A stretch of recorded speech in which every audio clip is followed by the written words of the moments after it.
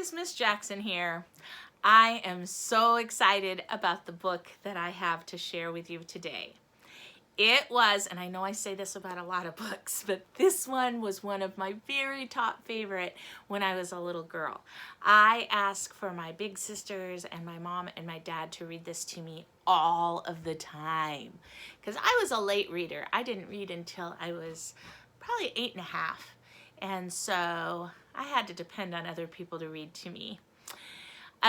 So this book was my favorite. I love to have it read to me, and I haven't seen this book in a really long time. I had lost mine, and I was really sad about that.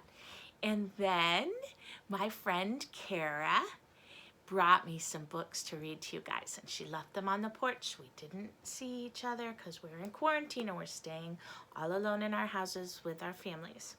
But she left them on the porch, and when I went through the books, I found this one, Caps for Sale, and it is one of my favorite ones. Ooh, I think there might be a glare though. Oh, there's my doggie. Do you see Bethany? Bethany, look up. Hey. Hey, look up and say hi. Say hi. There she is. She sleeps a lot. All right, well, hopefully the other pages won't be glary. No, I don't think they will because this one's plastic on the outside. Caps for Sale. A Tale of a Peddler, Some Monkeys, and Their Monkey Business. And it's by Esfire. Oh, my goodness. Slobodkina. Okay, I don't know, guys, but there it is. Maybe you can figure it out. It is a difficult word for me. Do you know when I was growing up, before I got married, I was Kirsten Stensaas. Stensaas. And that was difficult too. Okay, there he is. It's a man with a lot of hats on his head, huh? Once there was a peddler who sold caps, but he was not like an ordinary peddler carrying his wares on his back. He carried them on top of his head. First he had on his own checkered hat, then a bunch of gray caps, then a bunch of brown caps, then a bunch of blue caps, and on the very top, a bunch of red caps. Now, can you remember that? Because we're going to have to remember that. First, there's the checkered cap, and then there's gray, brown, blue, and red. Got it? Saw the picture? He walked up and down the streets, holding himself very straight so as not to upset his caps. You know, you could walk around your house with a book on your head and stand really straight and see if you can keep from letting it fall, keep it from falling. Yeah, that would be like this. As he went along, he called, and I'm pretty sure that he's British, even though the author is not British. So he's going to say, caps for sale, 50 cents a cap. You want to say that with me, like I did? Caps for sale, 50 cents a cap. Very good. One morning, he couldn't sell any caps. He walked up the street and he walked down the street, calling, caps for sale, 50 cents a cap. But nobody wanted any caps. Nobody wanted even a red cap. He began to feel very hungry, but he had no money for lunch. I think I'll go for a walk in the country. And he walked out of town, slowly, so as not to upset his caps. There he goes, walking very slowly. He walked for a long time until he came to a great big tree. There's a nice place for a rest, thought he. And he sat down very slowly under the tree and leaned back little by little against the tree trunk so as not to disturb the caps on his head. Then he put up his hand to feel if they were straight. First, his own,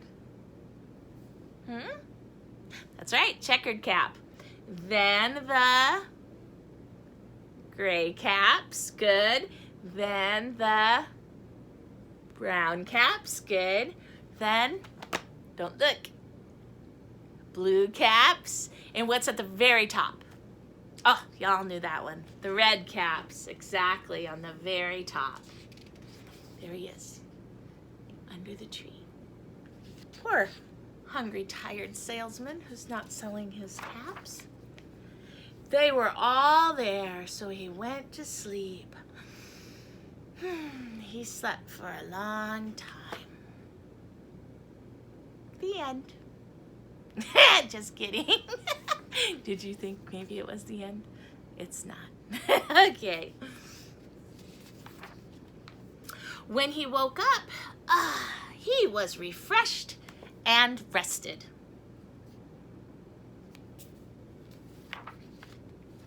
But before standing up, he felt with his hand to make sure his caps were in the right place.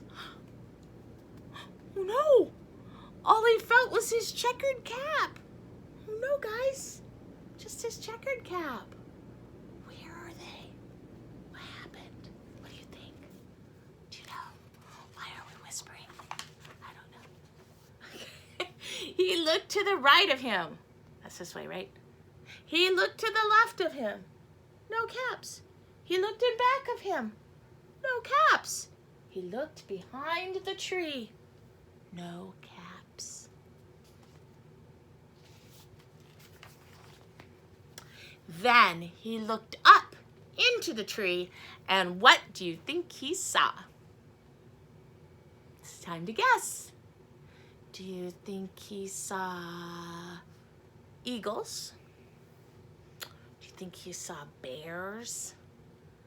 I probably gave you a hint when I told you the name of the story. Do you remember? Is this what you thought? Monkeys! Then you were correct. On every branch sat a monkey. On every monkey was a gray or a brown or a blue or a red cap. The peddler looked at the monkeys. The monkeys looked at the peddler. He didn't know what to do. Finally, he spoke to them.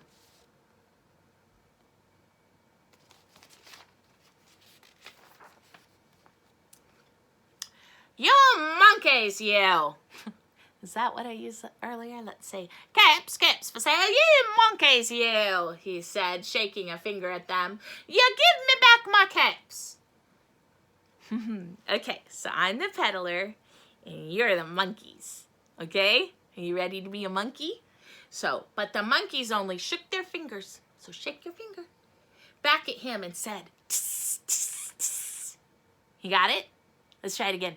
Tss, tss, tss. Ooh, ooh, ooh. Gotta be a monkey. All right. That was a very good monkey. This made the peddler angry. So he shook both his hands at them and he said, "You monkeys, you! Caps for sale, you monkeys, you! You give me back my caps!" I think I'm Irish now, maybe. I've never been good at accents, but I sure enjoy it. But the monkeys only, that's you, ready? You're gonna shake both your hands. Ready? Shook both their hands back at him and said, "Tss, tss, tss." Are you saying tss, tss, tss? You shaking your hands at me? Very good. There's the picture.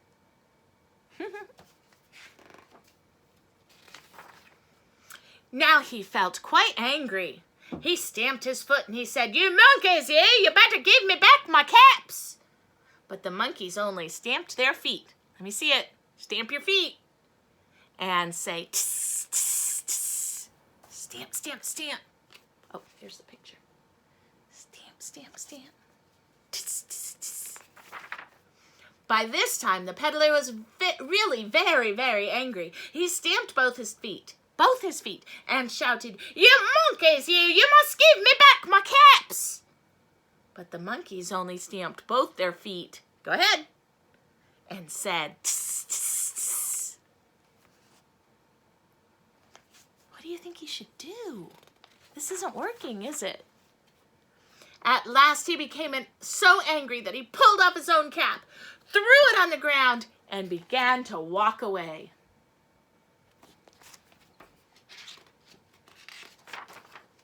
But then each monkey pulled off his cap.